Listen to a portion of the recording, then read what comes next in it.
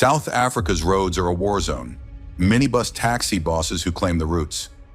E-hailing drivers, Uber, Bolt, who say technology should rule. And in between, commuters trapped in the crossfire. At Maponya Mall, Soweto, 2 ride-hailing cars were torched, the drivers still inside. One man, Matoko Zisi, shot and burnt alive just 3 days after starting his job. From Sandton to Soweto, Belleville to Pretoria, this is not just a transport story. It's a war for control, for cash, and for survival.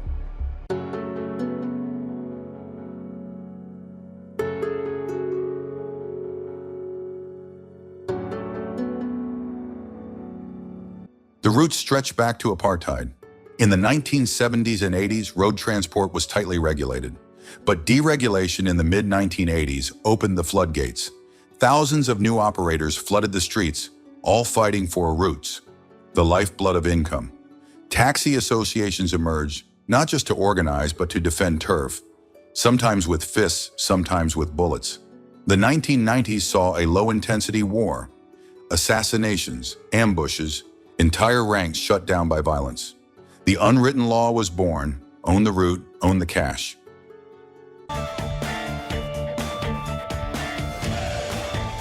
When Uber arrived in 2013, it rewrote the rules. Cashless, trackable, cheaper, loved by riders. Metered taxis collapsed first. Minibus taxis weren't replaced, but they were undercut where it hurt most. Airports, malls, nightlife, CBD nodes. The Competition Commission later wrote, Uber and Bolt had disrupted the model, pulling high-yield passengers away from traditional taxis. For associations used to monopolies, it wasn't just competition, it was trespass. " 2017 was a turning point. In Pretoria, Uber driver Lindalani Mashau was locked in his car, set alight, and later died in hospital from his burns. Just weeks later, multiple Uber cars were petrol-bombed outside Sandton train station. A central commuter hub turned into a war zone, and Mashau wasn't the only victim. In 2016, Uber drivers in Johannesburg CBD reported being lured by fake ride requests, only to be ambushed, beaten, and their cars torched. In 2017, a string of attacks in Pretoria Sunnyside left several drivers hospitalized with stab wounds. In October 2017, 4 Uber drivers were brutally assaulted near Menlyn Mall. 2 cars were set ablaze while police struggled to control mobs. In 2018, even passengers were targeted, dragged out of e-hailing cars near OR Tambo International Airport, robbed and left stranded as their vehicles were smashed. By 2018, Johannesburg and Pretoria resembled battlefields. Drivers were hunted, commuters were harassed, and every burned-out car left another family grieving. Then came 2019, when Bolt entered the market. Competition grew fiercer, and so did the violence. Drivers began receiving fake ride requests that ended in hijackings. In Durban, a young Bolt driver was shot dead when he refused to surrender his car. In Johannesburg, drivers reported being locked inside their vehicles as attackers set them on fire. Copycat killings of the Mashau case. Female Bolt passengers were not spared. In 2019, reports surfaced of women being kidnapped, robbed, and sexually assaulted after ordering a ride, sparking public outrage over safety and background checks. By 2020, the conflict was no longer just taxis versus Uber. It was taxis versus all e-hailing, and increasingly, criminal syndicates versus everyone. Hijackings, kidnappings, sexual assaults. The war had mutated, and innocent South Africans, commuters, students, breadwinners, were caught in the crossfire.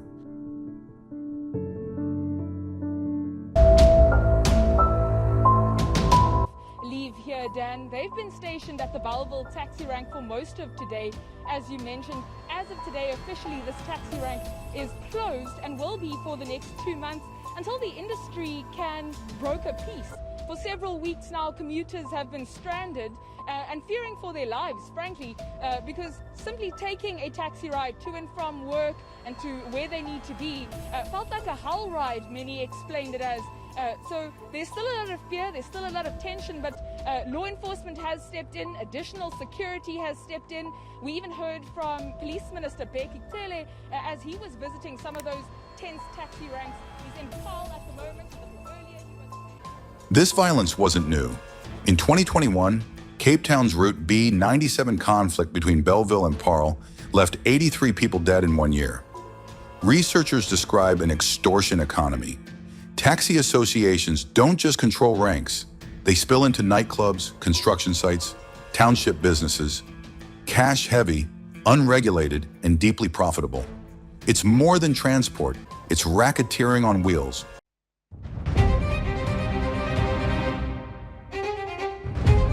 The stakes, billions. Industry size, approximately 90 billion rand per year, over 200,000 taxis nationwide, but only approximately 131,000 licensed. Owner profits, on average approximately 6,000 rand a month, but on dense corridors up to 25,000 to 37,000 rand a month. Drivers, many must hand 4,000 rand a week to owners, keeping just 1,200 to 2,000 rand for themselves. E-hailing looks different. Uber and Bolt take 23 to 25% commission per trip. Add fuel, repairs, insurance, and bank finance cars, and many drivers barely break even. Some run at a loss. This is why every pickup at a mall, airport, or CBD rank is a fight over survival.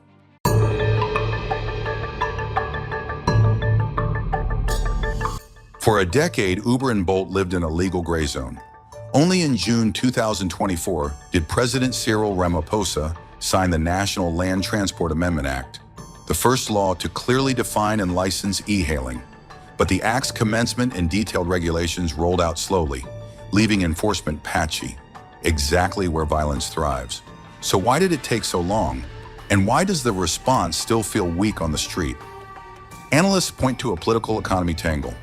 The minibus taxi sector is huge, 90 billion rand a year by Sanaco's own estimate, yet historically contributes very little in formal tax. One policy review cites just approximately 5 million rand in a recent year, creating both state capacity gaps and perverse incentives to tread carefully with a powerful lobby. There are also documented overlaps between local politics and taxi power. Reporting has exposed ward councillors and public officials who also had taxi interests or close ties to taxi bosses in provinces like KwaZulu-Natal, raising conflict of interest questions when government must police the very routes where its own political actors have stakes.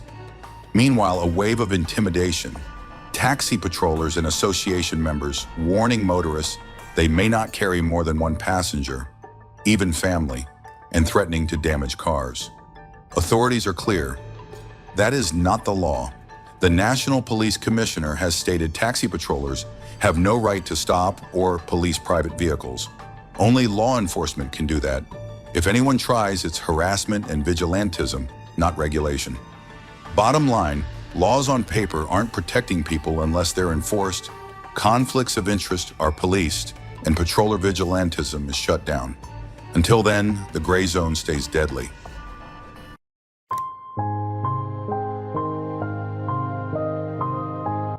Cape Town, 2023. A week-long taxi shutdown spiraled into arson and shootings. Commuters stranded, buses burned, lives lost. Pretoria, July 2025. E-hailing drivers marched on high commissions, rising fuel costs, and safety failures.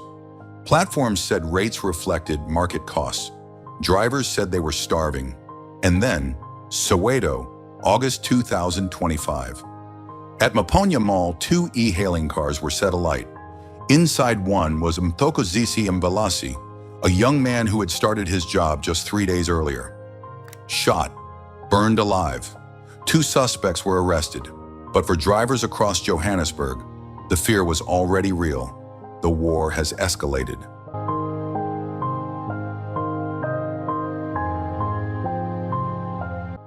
Uber and Bolt strike exactly where taxi bosses earn the most.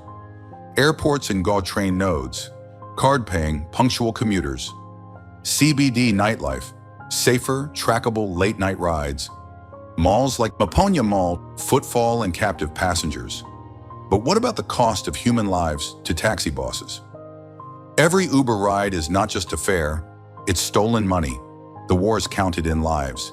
Lindalani Mashao, Pretoria, 2017, burned alive. 83 people killed in Cape Town's Route B, 97 war, 2021. Matoko Zisi, Mvalasa, Soweto, 2025, shot and torched at Maponya Mall. Behind every number, a family waiting at a police station for justice that may never come.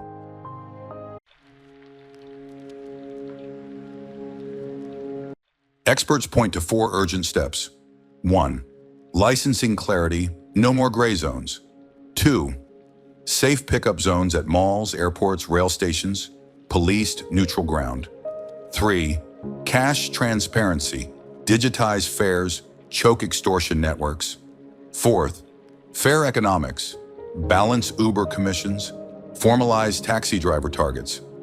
Until routes stop being private fiefdoms, and until technology stops being seen as trespass, the war won't end, and ordinary South Africans will keep paying the price. Thank you for watching. Like and subscribe and stay safe.